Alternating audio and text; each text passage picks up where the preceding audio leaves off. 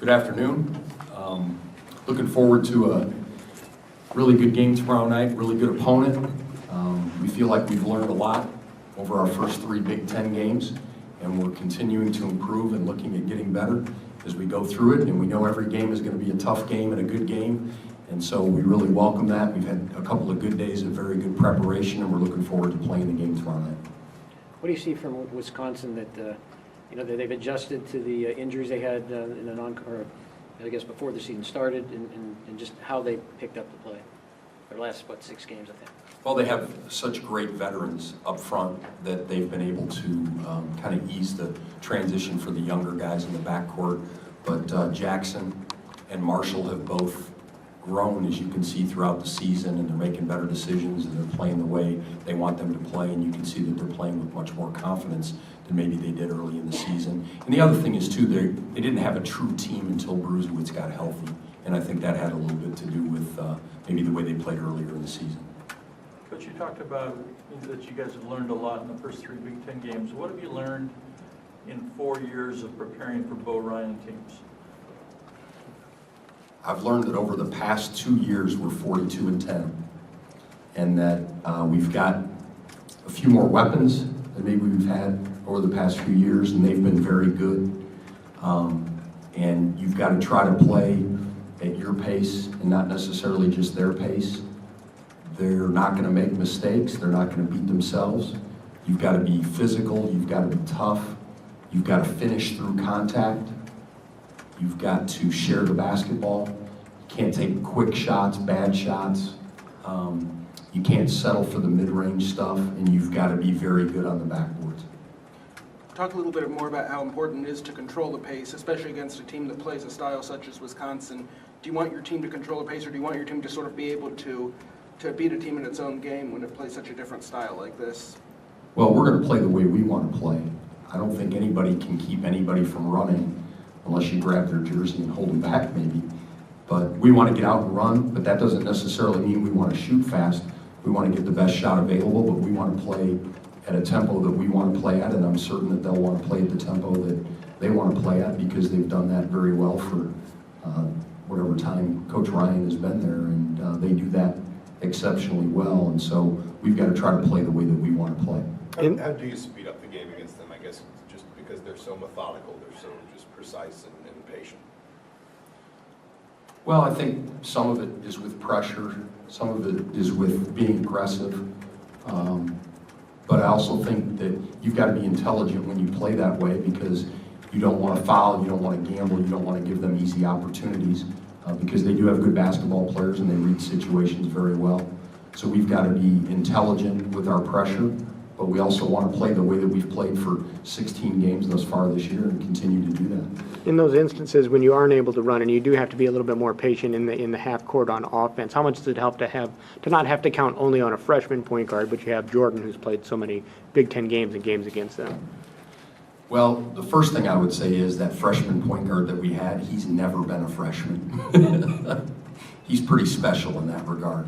He's running a basketball team, and he's played against some very good basketball teams, and he's played right through some Big Ten games, so he just figures it out. And I think he made the comment after the Minnesota game where he got his shot blocked, and then the next 2 times when he went down the lane and he finished both of those, he just kind of said after the game, well, I guess he got me on that one. But it was just that one. And that's not how a freshman necessarily looks at things, so there's a great maturity to him in that regard. But yes, I do think it helps to have an older player in the backcourt with him, but I also think they have great chemistry, regardless of how old they are, and those two play really well together. What makes them so tough to turn over?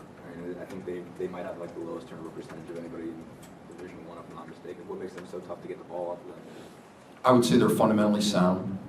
I think all of their guys play within themselves. You never really see them play too fast. They try to play at their own tempo.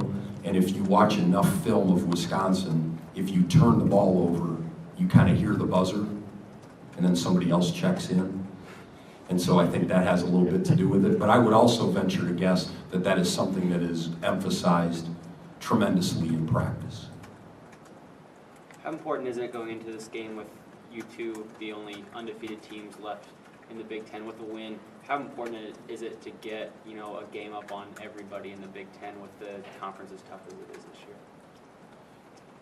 You know, there really isn't much talk about that because this is the next game, and we also know it's a really good game, really good team, but I think that's the way it is with all of them. If you don't come to play every night, irregardless of who the other team is, you can get beat in the Big Ten. It's that kind of a league. And I think you could say that for the most part for other leagues across the country, but it's very important, especially when you want to play at home and take advantage of the home opportunities because the road games are so difficult.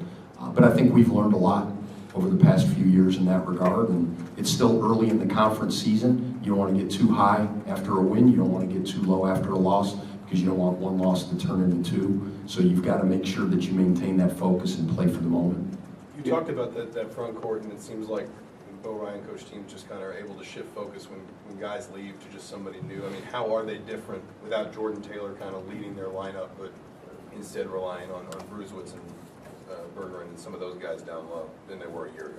Correct me if I'm wrong, but I think they have a couple of fifth-year guys. I think that's, 22, 23 years old, and guys that are very mature and that don't get rattled in key situations.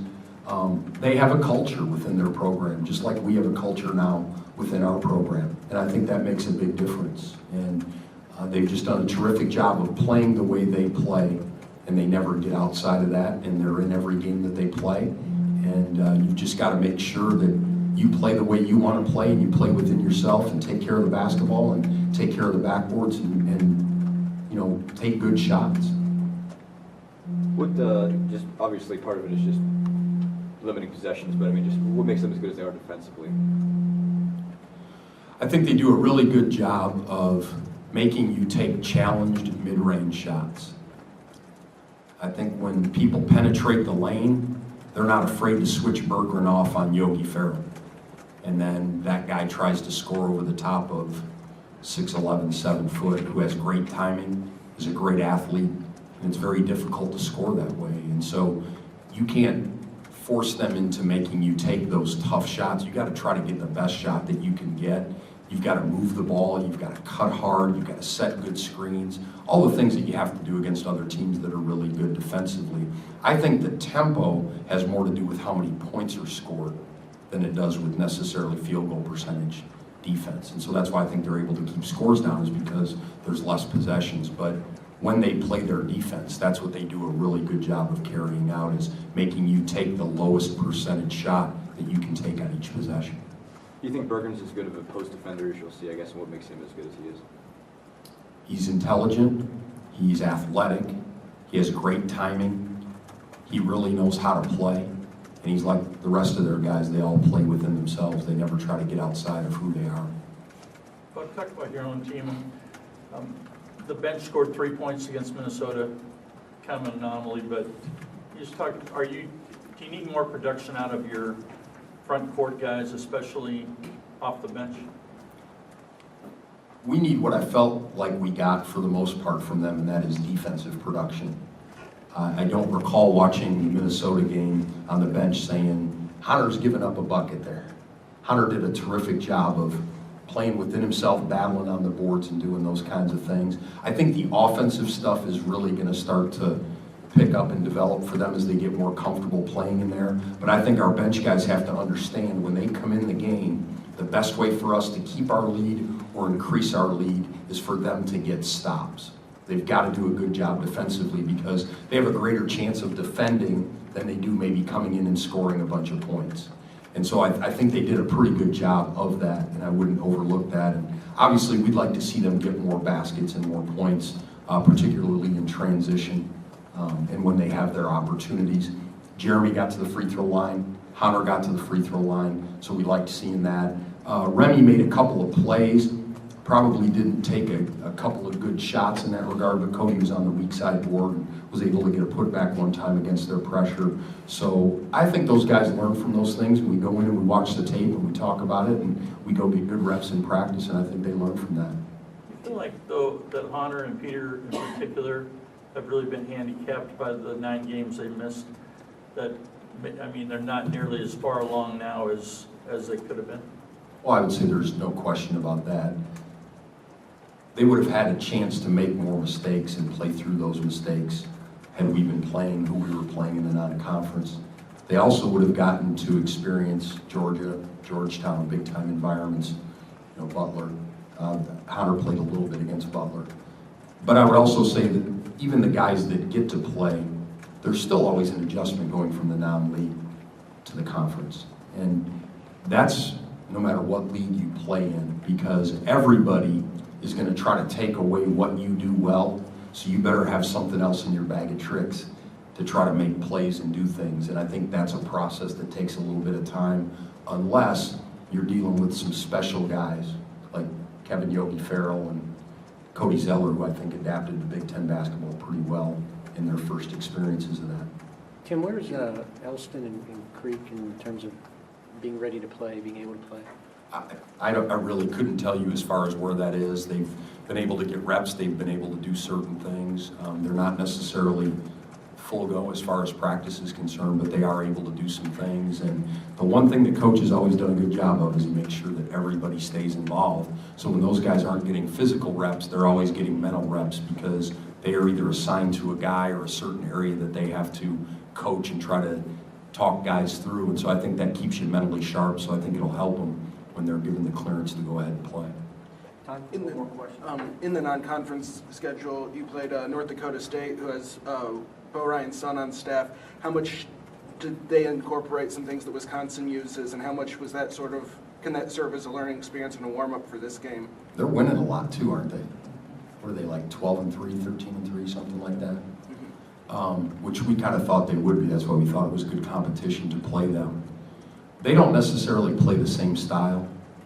They don't run the same things necessarily offensively, but they do have the same principles defensively, and they try to play that way. And I would say that they probably play at the same tempo, but I don't know if we were able to maybe garner as much from them as, say, maybe watching Wisconsin play Milwaukee.